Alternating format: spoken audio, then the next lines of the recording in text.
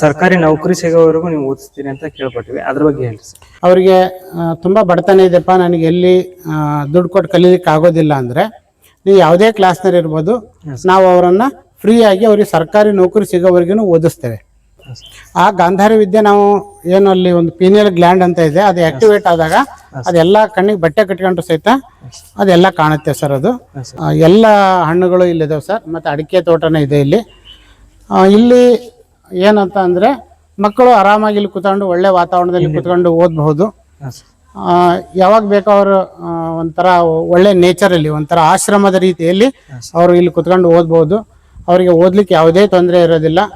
ಎಷ್ಟೊತ್ತು ಬೇಕೋ ಅಷ್ಟೊತ್ತು ಕುತ್ಕೊಂಡು ಇಲ್ಲಿ ಓದಿ ಒಳ್ಳೆ ಜ್ಞಾನವನ್ನು ಪಡೀಲಿಕ್ಕೆ ಅದು ಸಹಾಯ ಆಗುತ್ತೆ ಸರ್. ಇದು ನಾವು ಪ್ರತಿಭಾವಂತ ವಿದ್ಯಾರ್ಥಿ ಇದ್ದರೆ ನಾವು ತುಂಬ ಜನರಿಗೆ ನಾವು ಹಿಂದೆಲ್ಲ ಇಲ್ಲಿ ಸ್ಪರ್ಧಾತ್ಮಕ ಪರೀಕ್ಷೆಗಳಿಗೆ ಕಾಂಪಿಟೇಟಿವ್ ಎಕ್ಸಾಮ್ಸ್ಗೆ ಏನು ಓದಿದ್ದಾರೆ ಅವರೆಲ್ಲ ಫ್ರೀಯಾಗಿ ಓದಿದ್ದಾರೆ, ಅವರೆಲ್ಲ ನೌಕರಿ ತಗೊಂಡಿದ್ದಾರೆ. ಮತ್ತು ಅವರೇ ಈಗ ತುಂಬ ಕಡೆ ಕಾಂಪಿಟೇಟಿವ್ ಎಕ್ಸಾಮಿಗೆ ಪಾಠ ಮಾಡ್ತಾ ಇದ್ದಾರೆ. ಆ ರೀತಿ ನಾವು ಇಲ್ಲಿ ಅವ್ರಿಗೆ ಬೆಳೆಸಿದ್ದೇವೆ. ನೀಟಾಗಿ ನಡೆಯೋದೇ ಕಷ್ಟ ಅಂಥದ್ರಲ್ಲಿ ಆ ಹುಡುಗ ಕಣ್ಣಿಗೆ ಬಟ್ಟೆ ಕಟ್ಕೊಂಡು ಹೋದ. ಈಗ ಇದೆಲ್ಲ ಹೆಂಗೆ ಸಾಧ್ಯ ಸರ್ ಅಂತ? ಸರ್ ಇದೇನು ಏನು ದೊಡ್ಡ ಚಮತ್ಕಾರ ಅಲ್ಲ ಸರ್, ಇದು ಸೈನ್ಸು. ಎಲ್ಲ ನಾವು ಈಗ ಮಗುನ ಹಾಗೆ ಬಿಟ್ಟರೆ ಅದು ಹೇಗೆ ಬೇಕಾದಂಗೆ ಬೆಳೆಯುತ್ತೆ. ಅದಕ್ಕೆ ಒಳ್ಳೆ ಸಂಸ್ಕಾರ, ಒಂದು ಒಳ್ಳೆ ವಿದ್ಯೆ ಕೊಟ್ಟರೆ ಹೇಗೆ ಸರಿದಾರಿಯಲ್ಲಿ ಹೋಗುತ್ತಲ್ಲ, ಹಾಗೆ ಅದು ಒಂದು ವಿದ್ಯೆ ಸರ್, ಗಾಂಧಾರಿ ವಿದ್ಯೆ ಅಂತಕ್ಕಂಥದ್ದು. ಆ ಗಾಂಧಾರಿ ವಿದ್ಯೆ ನಾವು ಏನು ಅಲ್ಲಿ ಒಂದು ಪೀನಿಯಲ್ ಗ್ಲ್ಯಾಂಡ್ ಅಂತ ಇದೆ, ಅದು ಆಕ್ಟಿವೇಟ್ ಆದಾಗ ಅದೆಲ್ಲ ಕಣ್ಣಿಗೆ ಬಟ್ಟೆ ಕಟ್ಕೊಂಡ್ರು ಸಹಿತ ಅದೆಲ್ಲ ಕಾಣುತ್ತೆ ಸರ್. ಅದು ಅದನ್ನ ಬಿಟ್ಟರೆ ಮತ್ತೆ ಬೇರೆ ಏನಿಲ್ಲ ಸರ್. ಅಂದರೆ ಈಗ ಯಾವ ಥರ ಕಲಿತಾ ಇದ್ದಾರೆ ಸರ್ ಮಕ್ಕಳು? ಸರ್ ತುಂಬ ಚೆನ್ನಾಗಿ ಕಲಿತಾ ಇದ್ದಾರೆ. ಅವ್ರಿಗೆ ನಾವು ಪ್ರತಿದಿನ ಬೆಳಗ್ಗೆ 7 ಗಂಟೆಯಿಂದ ಸ್ಟಾರ್ಟ್ ಮಾಡಿದರೆ ರಾತ್ರಿ 7-8 ಗಂಟೆವರೆಗೂ ಅದರ ಹೇಳ್ಕೊಡ್ತೇವೆ. ಅದಕ್ಕೆ ಸಂಬಂಧಪಟ್ಟಿರ್ತಕ್ಕಂಥ ಪ್ರಾಣಾಯಾಮ, ಧ್ಯಾನ, ಯೋಗಾಸನಗಳು, ಅವುಗಳು ಮತ್ತೆ ಬೇರೆ ಬೇರೆ ಅವ್ರಿಗೆ ಆ್ಯಕ್ಟಿವೇಟ್ ಆಗಲಿಕ್ಕೆ ಏನು ಬೇಕಲ್ಲ ಅದನ್ನೆಲ್ಲ ನಾವು ಮಾಡಿಸ್ತಾ ಇರ್ತೇವೆ. ಅದ್ರ ಮೂಲಕ ಅವ್ರು ಏನು ಮಾಡ್ತಾರೆ, ಗಾಂಧಾರಿ ವಿದ್ಯೆಯನ್ನು ಕಲಿತಾರೆ ಸರ್. ಈಗ ಮಕ್ಕಳ ಪಾಲಕರ ಹತ್ರ ದುಡ್ಡು ಇರಲಿಲ್ಲ ಅಂದರೆ ಸರ್ಕಾರಿ ನೌಕರಿ ಸಿಗೋವರೆಗೂ ನೀವು ಓದಿಸ್ತೀರಿ ಅಂತ ಕೇಳ್ಪಟ್ಟಿವಿ, ಅದ್ರ ಬಗ್ಗೆ ಹೇಳ್ರಿ ಸರ್. ಸರ್ ನಾವು ಹೆಂಗಿದೆ ಅಂದ್ರೆ ತುಂಬ ಜನ ನಾವು ಬಡವರು ಇದ್ದೇವೆ, ನಮಗೆ ಓದ್ಲಿಕ್ಕೆ ಆಗೋದಿಲ್ಲ ಅಂತಕ್ಕಂಥ ಮಾತನ್ನು ಹೇಳ್ತಿರ್ತಾರೆ. ನಾವು ಪ್ರತಿಭಾವಂತ ವಿದ್ಯಾರ್ಥಿ ಇದ್ದರೆ ನಾವು ತುಂಬ ಜನರಿಗೆ ನಾವು ಹಿಂದೆಲ್ಲ ಇಲ್ಲಿ ಸ್ಪರ್ಧಾತ್ಮಕ ಪರೀಕ್ಷೆಗಳಿಗೆ ಕಾಂಪಿಟೇಟಿವ್ ಎಕ್ಸಾಮ್ಸ್ಗೆ ಏನು ಓದಿದ್ದಾರೆ ಅವರೆಲ್ಲ ಫ್ರೀಯಾಗಿ ಓದಿದ್ದಾರೆ, ಅವರೆಲ್ಲ ನೌಕರಿ ತಗೊಂಡಿದ್ದಾರೆ. ಮತ್ತು ಅವರೇ ಈಗ ತುಂಬ ಕಡೆ ಕಾಂಪಿಟೇಟಿವ್ ಎಕ್ಸಾಮಿಗೆ ಪಾಠ ಮಾಡ್ತಾ ಇದ್ದಾರೆ. ಆ ರೀತಿ ನಾವು ಇಲ್ಲಿ ಅವ್ರಿಗೆ ಬೆಳೆಸಿದ್ದೇವೆ. ಅವ್ರು ಏನು ದಿನ ಓದ್ತಾರೆ, ಅವರಿಗೆ ಮಧ್ಯಾಹ್ನ 2 ಗಂಟೆಯಿಂದ 5 ಗಂಟೆವರೆಗೆ ಅದನ್ನೇ ಅವರಿಗೆ ಪಾಠ ಮಾಡ್ಲಿಕ್ಕೆ ಹಚ್ತಾ ಇದ್ವಿ. ಆದ್ದರಿಂದ ಅವ್ರಿಗೆ ಪಾಠ ಮಾಡೋ ಸ್ಕಿಲ್ ಬೆಳೀತು. ಜೊತೆಯಲ್ಲಿ ಅವರು ಓದಿದ್ದನ್ನೆಲ್ಲ ನೆನಪು ಮಾಡಿಕೊಂಡು ಕೇಳೋದ್ರಿಂದ ಮತ್ತೆ ಅಚ್ಚುಕಟ್ಟಾಗಿ ನೀಟಾಗಿ ಅವ್ರ ತಲೆಯಲ್ಲಿ ಹಾಗೆ ಉಳ್ಕೊಂಡು ಬಿಡುತ್ತೆ. ಅದನ್ನು ಮಾಡ್ತಾ ಇದ್ವಿ. ಅವರಿಗೆ ತುಂಬ ಬಡತನ ಇದೆಯಪ್ಪ, ನನಗೆ ಎಲ್ಲಿ ದುಡ್ಡು ಕೊಟ್ಟು ಕಲೀಲಿಕ್ಕೆ ಆಗೋದಿಲ್ಲ ಅಂದರೆ ನೀವು ಯಾವುದೇ ಕ್ಲಾಸ್ನಲ್ಲಿ ಇರ್ಬೋದು, ನಾವು ಅವರನ್ನು ಫ್ರೀಯಾಗಿ ಅವ್ರಿಗೆ ಸರ್ಕಾರಿ ನೌಕರಿ ಸಿಗೋವರೆಗೂ ಓದಿಸ್ತೇವೆ.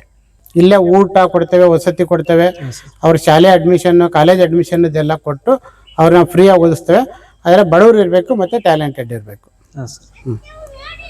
ಈಗ ಸರ್ ತೋಟ ನಮ್ಮದೇ ಇದು. ಇಲ್ಲಿ ಪೇರ್ಲ ಹಣ್ಣಿನ ತೋಟ, ಸೀತಾಫಲ, ಲಿಂಬು, ಎಲ್ಲ ಹಣ್ಣುಗಳು ಇಲ್ಲಿದ್ದಾವೆ ಸರ್. ಮತ್ತು ಅಡಿಕೆ ತೋಟನೇ ಇದೆ ಇಲ್ಲಿ. ಇಲ್ಲಿ ಏನಂತ ಅಂದರೆ ಮಕ್ಕಳು ಆರಾಮಾಗಿ ಇಲ್ಲಿ ಕೂತ್ಕೊಂಡು ಒಳ್ಳೆ ವಾತಾವರಣದಲ್ಲಿ ಕೂತ್ಕೊಂಡು ಓದಬಹುದು. ಯಾವಾಗ ಬೇಕೋ ಅವರು ಒಂಥರ ಒಳ್ಳೆ ನೇಚರಲ್ಲಿ ಒಂಥರ ಆಶ್ರಮದ ರೀತಿಯಲ್ಲಿ ಅವರು ಇಲ್ಲಿ ಕೂತ್ಕೊಂಡು ಓದ್ಬೋದು. ಅವರಿಗೆ ಓದಲಿಕ್ಕೆ ಯಾವುದೇ ತೊಂದರೆ ಇರೋದಿಲ್ಲ. ಎಷ್ಟೊತ್ತು ಬೇಕೋ ಅಷ್ಟೊತ್ತು ಕೂತ್ಕೊಂಡು ಇಲ್ಲಿ ಓದಿ ಒಳ್ಳೆ ಜ್ಞಾನವನ್ನು ಪಡೀಲಿಕ್ಕೆ ಅದು ಸಹಾಯ ಆಗುತ್ತೆ ಸರ್. ಇದು ಸರ್ ಇದೆಲ್ಲ ತೋಟ ಯಾವಾಗ ಮಾಡಿದ್ದೀರಾ ಸರ್? ಸರ್ ಅದು ಏನು ಕೋಚಿಂಗ್ ಸೆಂಟರ್ ಮಾಡಿದ್ವಿ ಕೊರೋನಾ ಟೈಮಲ್ಲಿ, ಅದೇ ಟೈಮಲ್ಲೇ ತೋಟ ಮಾಡಿದ್ವಿ. ಈ ತೋಟ ಮತ್ತು ಅದು ಎರಡು ಜೊತೆಯಲ್ಲೇ ಮಾಡಿದ್ವಿ ಸರ್. ಹೌದು ಸರ್.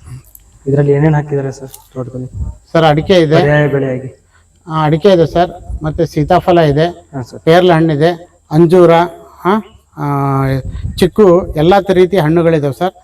ಜೊತೆಯಲ್ಲಿ ದನ ಕರುವಿಗೆ ಮತ್ತು ಹುಲ್ಲು ಅದೆಲ್ಲ ಹಚ್ಕೊಂಡಿದ್ದಾವೆ. ತುಂಬ ಚೆನ್ನಾಗಿ ನೀಟಾಗಿ ಮೇಂಟೈನ್ ಮಾಡ್ಕೊಂಡು ಹೋಗ್ತಾ ಇದ್ದಾವೆ ಸರ್. ದನ ಕರು ಅವೆಲ್ಲ ಎಷ್ಟಿದೆ ಸರ್? ಸರ್ ಇಲ್ಲಿ ಒಂದು 3 ಇದ್ದಾವೆ ಕರ. ನಮ್ಮ ಮನೆಯಲ್ಲಿ ಆಕಳ ಎಲ್ಲ ಇದ್ದಾವೆ, ಮತ್ತು ಪಾರಿವಾಳ ಅವೆಲ್ಲ ಇದ್ದಾವೆ ಸರ್. ಎಲ್ಲ ಪ್ರಾಣಿಗಳು ಒಂದು ಆಶ್ರಮದ ರೀತಿಯಲ್ಲಿ ನಡೆಸ್ಕೊಂಡು ಹೋಗೋಣ ಅಂತ ಇದು ಮಾಡ್ತಾ ಇದ್ದೀವಿ ಸರ್. ಹೌದು ಸರ್. ನೋಡಿರಿ ಇಲ್ಲಿ ಪೋಷಕರಿದ್ದಾರೆ, ಹನುಮಂತಪ್ಪ ಅಂತ ಒಂದು. ಅವರು ಈ ಸಂಸ್ಥೆ ಬಗ್ಗೆ ಒಪಿನಿಯನ್ ಏನು ಹೇಳ್ತಾರೆ ಅಂತ ಕೇಳೋಣ. ಹನುಮಂತಪ್ಪ ನಮಸ್ತೆ. ಸರ್ ನಮಸ್ತೆ. ನಮ್ಮದು ಹಾವೇರಿ ಜಿಲ್ಲಾ ಹಿರೇಕೆರೆ ತಾಲೂಕು ಮುದ್ದಿನಕೊಪ್ಪ. ಇಲ್ಲೇ ಅಲ್ಲಿಂದ ಒಂದು 4 ಕಿಲೋಮೀಟ್ರ್. ಇಲ್ಲಿ ನಮ್ಮ ಮಗುವನ್ನು ಇಬ್ಬರನ್ನು 2 ವರ್ಷದಿಂದ ಇಲ್ಲಿ ಇಟ್ಟಾನೆ, ಇಲ್ಲಿ ತಪೋವನ ಸ್ಕೂಲಲ್ಲಿ. ಬೇರೆ ಶಾಲೆಗೆ ಕಳಿಸ್ತಿದ್ವಿ ನಾವು, ನ್ಯಾಷನಲ್ ಪಬ್ಲಿಕ್ ಸ್ಕೂಲಿಗೆ. ಅಲ್ಲಿಂದ ಇಲ್ಲಿಗೆ ತಂದು ಮಕ್ಕಳನ್ನು ಇಲ್ಲಿ ಕಲಿಸ್ತಾ ಇದ್ದಾವೆ ತಪೋವನ ಸ್ಕೂಲಲ್ಲಿ. ನಮ್ಮ ಮಕ್ಕಳು ಅಲ್ಲಿಗಿಂತನೂ ಅಲ್ಲಿ 50-60 ಮಾರ್ಕ್ಸ್ ತೆಗ್ಯಾರು, ಇಲ್ಲಿ 92% ಆಗಿದೆ. ಮೊನ್ನೆ ನವೋದಯಕ್ಕೆ ಒಂದು ಮಾರ್ಕ್ಸ್ ಕಮ್ಮಿ ಆಯಿತು, ಆಗಲಿಲ್ಲ. ನಮ್ಮ ಹಾವೇರಿ ಜಿಲ್ಲಾ ಭಾಳ ಸ್ವಲ್ಪ ತೊಂದರೆ ಇಲ್ಲೇ ನಮ್ಮ ರಾಜ್ಯದಾಗ. ನಮ್ಮ ಮಗುಂದು ಆಗ್ಬೇಕತ್ತು, ಆಗಲಿಲ್ಲ.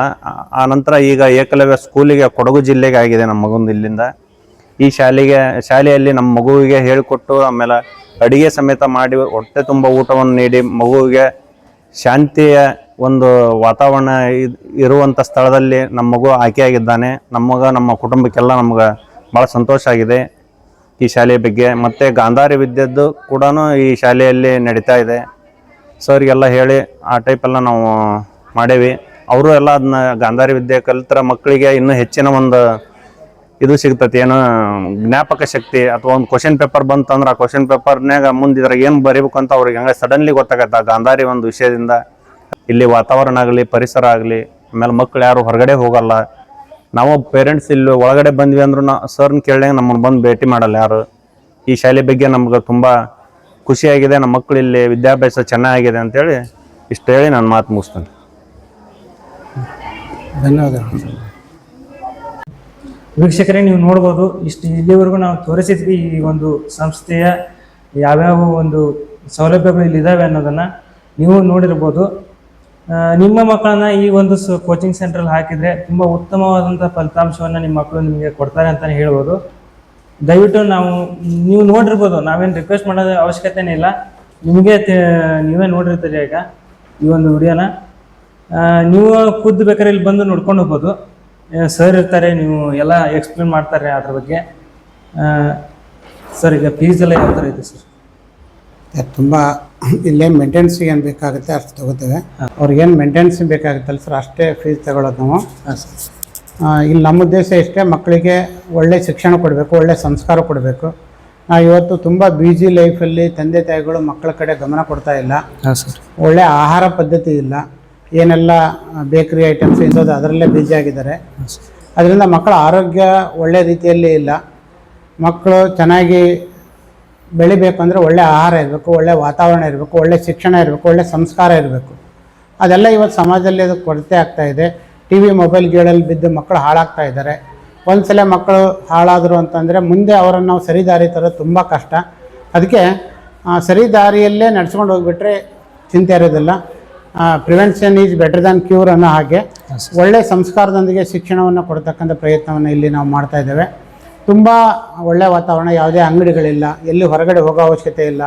ನಮ್ಮ ಕಂಪೌಂಡ್ ಒಳಗಡೆ ಅವರಿಗೆ ದಿನಾಲು ಬೆಳಗ್ಗೆ ಎದ್ದಾಗಿಂದ ಹಿಡಿದವರು ಕೊನೆ ಸಂಜೆವರೆಗೂ ಆಟ ಆಡ್ತಾ ಕಲಿತಾ ಹೋಗ್ತಾರೆ. ತುಂಬ ಸಂತೋಷದಿಂದ ಕಲಿತಾರೆ. ಯಾವುದೇ ಪ್ರೆಷರೈಸರ್ ಇಲ್ಲ, ಒತ್ತಡ ಹಾಕಿ ಅದನ್ನು ಕಲಿ ಇದನ್ನು ಕಲಿ ಅಂತೆಲ್ಲ. ನ್ಯಾಚುರಲ್ಲಾಗಿ ಅವರು ಎಲ್ಲ ಒಬ್ಬ ಮಕ್ಕಳು ನೋಡಿ ಒಬ್ಬ ಮಕ್ಕಳು ಕಲಿತಾನೆ ಹೋಗ್ತಾರೆ. ಆದ್ದರಿಂದ ಕಲಿಕೆನೂ ಸರಳ ಆಗುತ್ತೆ, ಸಮಯನೂ ಸದ್ಬಳಕೆ ಆಗುತ್ತೆ. ಮಕ್ಕಳಿಗೂ ಸಹಿತ ನಾನು ಕಲಿತಾ ಇದ್ದೇನೆ ಅನ್ನೋ ಫೀಲು, ತಂದೆ ತಾಯಿಗಳು ನಮ್ಮ ಮಕ್ಕಳು ಚೆನ್ನಾಗಿ ಕಲಿತಾರಲ್ಲ ಅನ್ನೋ ಫೀಲಲ್ಲಿ ಮಕ್ಕಳು ಹೋಗ್ತಾ ಇದ್ದಾರೆ ಸರ್. ಇಲ್ಲಿ ಪೇರೆಂಟ್ಸು ಬಿಟ್ಟು ಹೋದವ್ರು ಮತ್ತೆ ಬಿಡ್ತಾರೆ. ಯಾಕೆ ಅಂದರೆ ಇಲ್ಲಿ ಒಳ್ಳೆ ಶಿಕ್ಷಣ ಸಿಗ್ತಾ ಇದೆ, ಬೇರೆ ಕಡೆ ಹೋದರೆ ಅದು ಸಿಗೋದಿಲ್ಲ ಅನ್ನೋ ಕಾರಣಕ್ಕೆ ಮತ್ತೆ ಪ್ರತಿ ವರ್ಷನೂ ತಂದು ರಜೆ ಇದ್ದಾಗೆಲ್ಲ ಇಲ್ಲಿ ಹಾಕಿ ಮಕ್ಕಳಿಗೆ ಒಳ್ಳೆ ಸಂಸ್ಕಾರವನ್ನು ಕೊಡ್ತಾ ಹೋಗ್ತಾರೆ ಸರ್. ಧನ್ಯವಾದಗಳು ಸರ್, ಇಲ್ಲಿವರೆಗೂ ಈ ಒಂದು ಸಂಸ್ಥೆಯ ಬಗ್ಗೆ ತಿಳಿಸ್ಕೊಟ್ಟಿದ್ದಕ್ಕೆ. ಸರ್ ತುಂಬ ಧನ್ಯವಾದಗಳು ತಮಗೂ ಸಹಿತ.